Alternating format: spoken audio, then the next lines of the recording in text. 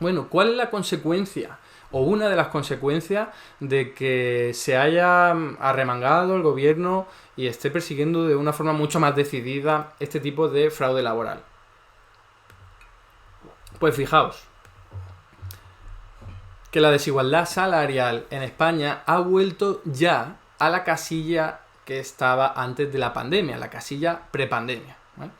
Esto no es algo que diga yo, esto es algo que reconoce un estudio de CaixaBank Research, que no creo que nadie sospeche que sea de izquierda. En realidad, los índices de desigualdad son unos indicadores que tardan mucho en salir, tardan mucho en ser publicados, pero CaixaBank Research, utilizando todas las cuentas bancarias que tiene a su disposición, logra hacer una especie de aproximación, utilizando la muestra que tiene, y elabora un índice de Gini propio, que bueno, que tiene sus limitaciones, pero desde luego si queremos una imagen fiel y actual, esto es de lo mejorcito que tenemos. Y fijaos aquí cuál ha sido la evolución del índice de Gini. Esto es, no es el índice de Gini en sí lo que veis ahí en el gráfico, sino cómo ha cambiado, ¿vale? Cómo ha cambiado el propio índice de Gini. Ahí podéis ver que la línea roja sería la desigualdad. Si aumenta, es que está aumentando la desigualdad. Y además eso sería antes de que el Estado esté transfiriendo prestaciones monetarias, como por ejemplo los ERTE, los servicios de las prestaciones por desempleo, algún tipo de prestación a la persona asalariada porque haya dejado de trabajar, por ejemplo, por permiso de paternidad, ¿vale?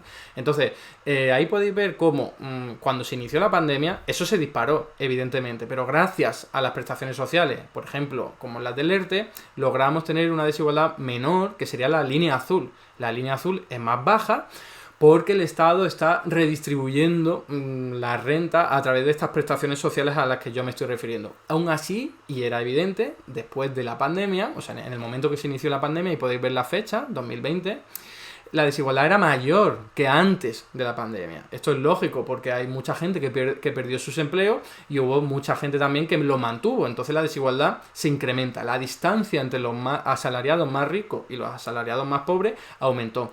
Pero fijaos que ya a partir del año 2022, sobre todo con la reforma laboral y la recuperación del empleo, que tiene mucho que ver con el incremento del salario mínimo, con esa nueva reforma laboral que entró en vigor el 1 de enero, fijaos que incluso ese indicador baja hacia la zona gris que podéis ver en el gráfico, que es inferior a la desigualdad que había antes de la pandemia, ¿vale? Entonces, este gráfico nos sirve para ilustrar que hoy día ya tenemos menos desigualdad que en el 2019, que antes de la pandemia. Esto es algo sobre lo que estar muy orgulloso. ¿Por qué? Y tiene que ver, como os estoy comentando, con todas esas prestaciones sociales y con todo el gasto público que ha llevado a cabo este gobierno, primero en pandemia y luego durante la crisis de la inflación, ¿no? O el periodo inflacionario. ¿Por qué comento esto? Porque fijaos lo que ocurrió con la desigualdad en la anterior crisis. Este sí es el índice de Gini ya concreto, sin variaciones, y se ve claramente cómo a partir del año 2007-2008, que es cuando se inició la crisis, de la gran crisis financiera, la desigualdad aumentó, lo cual es lógico en una crisis, pero siguió aumentando y siguió aumentando. Y fijaos todo lo que tardó en volver a caer. ¿Por qué?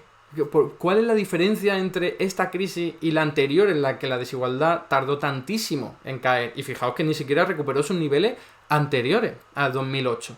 Y en cambio, en esta crisis, en solo 2 años, ya hemos reducido la desigualdad y hemos vuelto a los niveles anteriores a la pandemia, a la crisis, ¿no?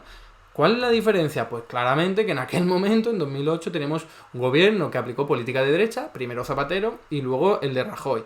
Y política de derecha me estoy refiriendo sobre todo, como os podéis imaginar, a reformas laborales que flexibilizan el despido y facilitan el despido, lo abaratan, a recortes del salario, a debilitamiento de los sindicatos para que no puedan mejorar sus condiciones laborales, también todo lo que tiene que ver con recortes en educación, en sanidad, en pensiones.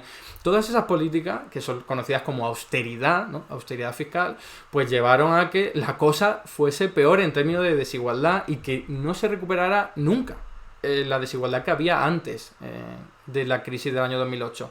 En cambio, como os digo, aquí, aunque sean datos preliminares y con esta muestra de CaixaBank Research, ya podemos concluir que las políticas adoptadas por este gobierno han sido mucho más beneficiosas para reducir la desigualdad. Lo han logrado en muy poquito tiempo y no han llevado a tantísimos años la reducción de la desigualdad. Y eso que, como os estaba comentando, en la anterior crisis se redujo mucho menos, ¿no? Entonces, la conclusión: las políticas aplicadas por este gobierno han sido mucho más sociales, han estado orientadas a redistribuir la renta y también la riqueza, aunque no es esto lo que estamos abordando ahora, y han logrado que la desigualdad se reduzca y vuelva a sus niveles anteriores a la crisis en apenas 2 años. En cambio, las políticas de austeridad fiscal que aplicó Zapatero y luego Rajoy, lo único a lo que condujeron fue a incrementar la desigualdad durante muchos años y que no se recuperara su nivel inicial.